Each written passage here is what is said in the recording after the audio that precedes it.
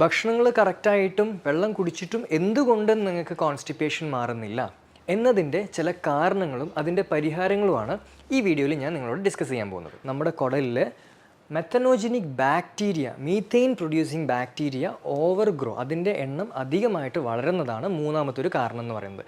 Root cause കണ്ടുപിടിക്കാൻ ശ്രദ്ധിക്കുക.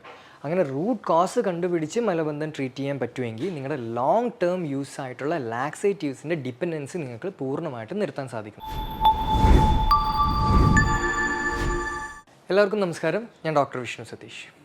കുറച്ച് കാലങ്ങൾക്ക് മുമ്പ് വരെ എല്ലാവരും വിചാരിച്ചുകൊണ്ടിരുന്നൊരു കാര്യം ഉണ്ടായിരുന്നു. നമ്മൾ ഭക്ഷണത്തിൽ നാരിൻ്റെ അംശം കുറവ് കഴിക്കുന്നത് കൊണ്ടാണ് മലബന്ധം ഉണ്ടാകുന്നത്, വെള്ളം പ്രോപ്പറായിട്ട് കുടിക്കാത്തത് കൊണ്ടാണ് മലബന്ധം ഉണ്ടാകുന്നത്, എക്സസൈസ് ചെയ്യാത്തതാണ് കാരണം, ഇങ്ങനെയൊക്കെ ചിന്തിച്ചുകൊണ്ടിരുന്നായിരുന്നു.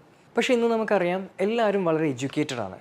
ഗൂഗിൾ റീഡിംഗ് വഴി എല്ലാവർക്കും അറിയാം നാരുള്ള ഭക്ഷണങ്ങൾ കഴിക്കണം, ഏത് ഭക്ഷണത്തിലാണ് ഏറ്റവും കൂടുതൽ നാരടങ്ങിയിരിക്കുന്നത്, എത്ര ലിറ്റർ വെള്ളം ഒരു ദിവസം കഴിക്കണം, കോൺസ്റ്റിപ്പേഷൻ മാറാൻ എന്തൊക്കെ എക്സസൈസ് ചെയ്യണം, ഈ കാര്യങ്ങളൊക്കെ ഇപ്പോൾ എല്ലാവർക്കും അറിയുന്നതാണ്. പക്ഷേ ഈ ലൈഫ് സ്റ്റൈൽ ചേഞ്ചസ് ഒക്കെ ചെയ്തിട്ടും നന്നായിട്ട് നാരുള്ള ഭക്ഷണങ്ങൾ കഴിച്ചിട്ട് പോലും ഇപ്പോഴും പലർക്കും കോൺസ്റ്റിപ്പേഷൻ്റെ ബുദ്ധിമുട്ട് മാറുന്നില്ല. ഭക്ഷണങ്ങൾ കറക്റ്റായിട്ടും വെള്ളം കുടിച്ചിട്ടും എന്തുകൊണ്ട് നിങ്ങൾക്ക് കോൺസ്റ്റിപ്പേഷൻ മാറുന്നില്ല എന്നതിൻ്റെ ചില കാരണങ്ങളും അതിൻ്റെ പരിഹാരങ്ങളുമാണ് ഈ വീഡിയോയിൽ ഞാൻ നിങ്ങളോട് ഡിസ്കസ് ചെയ്യാൻ പോകുന്നത്. നമ്പർ 1 റീസൺ എന്ന് പറയുന്നത് സെറോട്ടോണിൻ്റെ ഡെഫിഷ്യൻസി. സെറോട്ടോണിൻ എന്ന് പറയുന്നത് നമ്മുടെ വയറ്റിൽ നിന്ന് ഉൽപ്പാദിപ്പിക്കുന്ന ഒരു കെമിക്കലാണ്. അതായത് നമ്മൾ ഭക്ഷണം കഴിച്ചതിന് ശേഷം ഈ കെമിക്കൽ നമ്മുടെ വയറിൽ നിന്നും കുടലിലോട്ട് സെക്രീറ്റ് ചെയ്യപ്പെടും. സെറോട്ടോണിൻ നമ്മുടെ കുടലിലെത്തിയതിന് ശേഷം ആദ്യം ചെയ്യുന്ന ഫംഗ്ഷൻ എന്ന് പറയുന്നത് നമ്മുടെ കുടലിൻ്റെ ചലനങ്ങൾ, പെരിസ്റ്റാൾസിസ് ആക്ടിവേറ്റ് ചെയ്യും.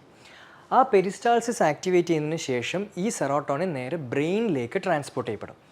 ബ്രെയിനിലെത്തിയതിന് ശേഷം നമുക്കൊരു ഹാപ്പി ഫീലിംഗ് തരും. അതുകൊണ്ടാണ് സെറോട്ടോണിനെ ഹാപ്പി ഹോർമോൺ എന്ന് വിളിക്കുന്നത്.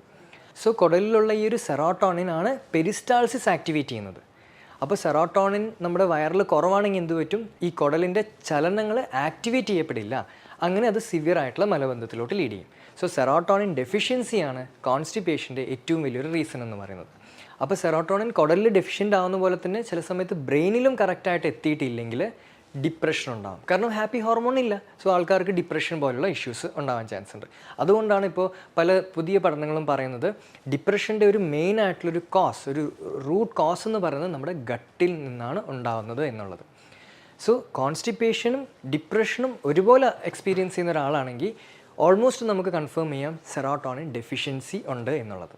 സോ സെറോട്ടോണിൻ നാച്ചുറലായിട്ട് നമ്മുടെ ഗട്ടിൽ ഉൽപ്പാദിപ്പിക്കണം. അതാണ് ഏറ്റവും ഇമ്പോർട്ടൻറ്റ് കോൺസ്റ്റിപ്പേഷൻ മാറ്റാൻ. സെറോട്ടോണിൻ നാച്ചുറലായിട്ട് ഗട്ടിൽ ഉൽപ്പാദിപ്പിക്കാൻ സഹായിക്കുന്ന ഒരു കാറ്റഗറി ഓഫ് ഫുഡിനെയാണ് പ്രോബയോട്ടിക് റിച്ച് ഫുഡ്സ് എന്ന് വിളിക്കുന്നത്. അതായത് നമ്മുടെ തൈര്, മോര്, അതുപോലെ തന്നെ പഴങ്കഞ്ഞി, ഇതൊക്കെ റിച്ച് ആയിട്ടുള്ള പ്രോബയോട്ടിക്കാണ്, നല്ല ബാക്ടീരിയ അടങ്ങിയിട്ടുള്ള ഭക്ഷണങ്ങളാണ്. അതുപോലെ തന്നെ നമ്മുടെ ഈ ഉപ്പിലിട്ട് വയ്ക്കുന്ന വെജിറ്റബിൾസ്, ഇതിലൊക്കെ നല്ല ക്വാണ്ടിറ്റി, നല്ല ബാക്ടീരിയാസ് ഉണ്ട്. സോ ഈ ഗ്രൂപ്പ് ഓഫ് ബാക്ടീരിയ എന്ത് ചെയ്യും? നമ്മുടെ കുടലിലുള്ള സെറോട്ടോണിൻ്റെ പ്രൊഡക്ഷൻ കൂട്ടാൻ വേണ്ടി സഹായിക്കും. ഇനി ചിലവർ പ്രോബയോട്ടിക്കിൻ്റെ ക്യാപ്സ്യൂൾസ് കഴിക്കാറുണ്ട്. കോൺസ്റ്റിപ്പേഷൻ ഓവർകം ചെയ്യാൻ വേണ്ടിയിട്ട് പ്രോബയോട്ടിക്കിൻ്റെ ടാബ്ലറ്റ്സ് എടുക്കുന്ന ആൾക്കാരുണ്ട്. ഇങ്ങനെയുള്ള ആൾക്കാർ ശ്രദ്ധിക്കുക, ലാക്ടോബാസിലസ് പ്ലാന്റാരം എന്ന് പറയുന്ന ബാക്ടീരിയയാണ് സ്പെസിഫിക് ആയിട്ട് സെറോട്ടോണിൻ നമ്മുടെ ഗട്ടിൽ നിന്ന് പ്രൊഡ്യൂസ് ചെയ്യാൻ സഹായിക്കുന്നത്.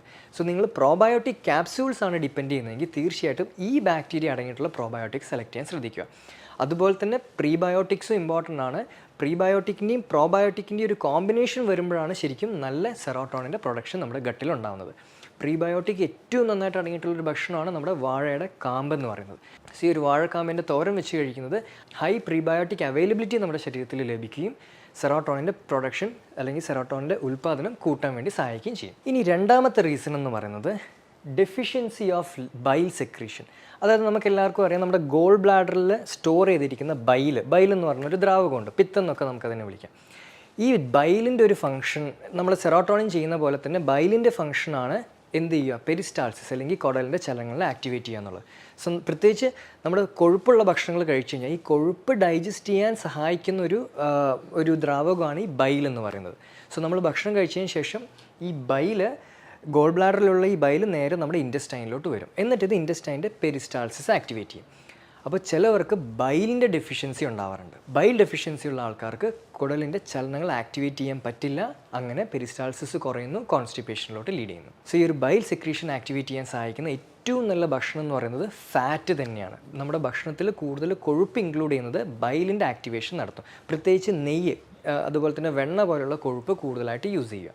കൊഴുപ്പ് പോലെ തന്നെ പ്രീബയോട്ടിക് ഫുഡും നമ്മുടെ ബൈലിൻ്റെ സെക്രീഷൻ കൂട്ടാൻ സഹായിക്കും.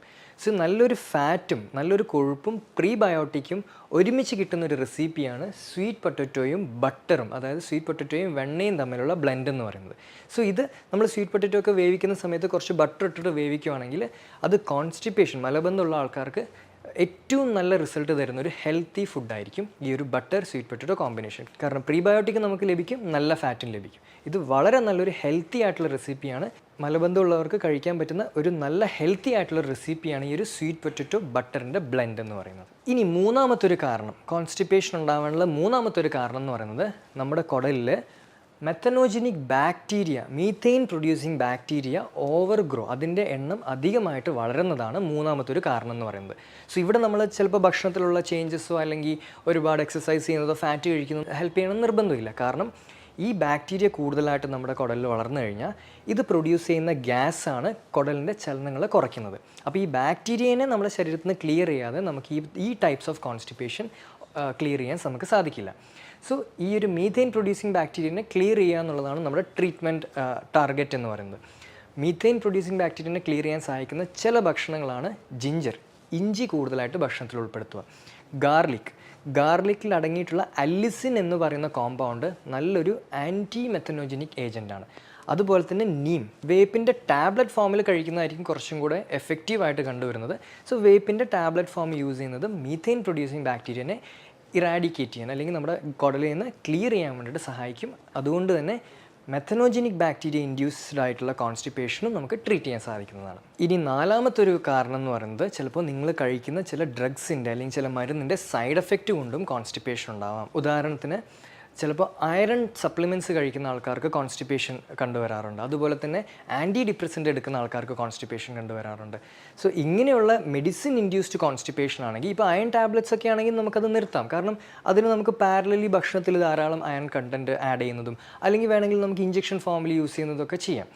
പക്ഷേ ചില ആൾക്കാർ ആൻറ്റി ഡിപ്രസൻ്റൊക്കെ ടാബ്ലറ്റ്സ് നിർത്താൻ പറ്റാത്ത ചില പേഷ്യൻസ് ഒക്കെ ഉണ്ടാവും. അങ്ങനെയുള്ളവർ പ്രീബയോട്ടിക്കും പ്രോബയോട്ടിക്കും ഒക്കെ നന്നായിട്ട് ഡയറ്റിൽ ഇൻക്ലൂഡ് ചെയ്താൽ മാത്രമേ നിങ്ങളുടെ ഈ ഒരു ഡ്രഗ് ഇൻഡ്യൂസ്ഡ് കോൺസ്റ്റിപ്പേഷൻ ഓവർകം ചെയ്യാൻ സാധിക്കുള്ളൂ. സോ 4 കാരണങ്ങളാണ് ഈ വീഡിയോയിൽ ഞാൻ ഡിസ്കസ് ചെയ്തിരിക്കുന്നത്. ഒന്ന്, സെറോട്ടോണിൻ നമ്മുടെ കുടലിൽ കുറയുന്നത്. രണ്ടാമത്, ബൈലിൻ്റെ സെക്രീഷൻ കുറയുന്നത്. മൂന്നാമത്, മീഥെയിൻ പ്രൊഡ്യൂസിങ് ബാക്ടീരിയയുടെ ഓവർഗ്രോത്ത് ഉണ്ടാകുന്നത്. നാലാമത്, ചില മരുന്നിൻ്റെ സൈഡ് എഫക്റ്റ് കാരണം കോൺസ്റ്റിപ്പേഷൻ ഉണ്ടാകുന്നത്. സോ എല്ലാ വീഡിയോയിലും പറയുന്ന പോലെ നമ്മുടെ റൂട്ട് കോസ് കണ്ടുപിടിക്കാൻ ശ്രദ്ധിക്കുക.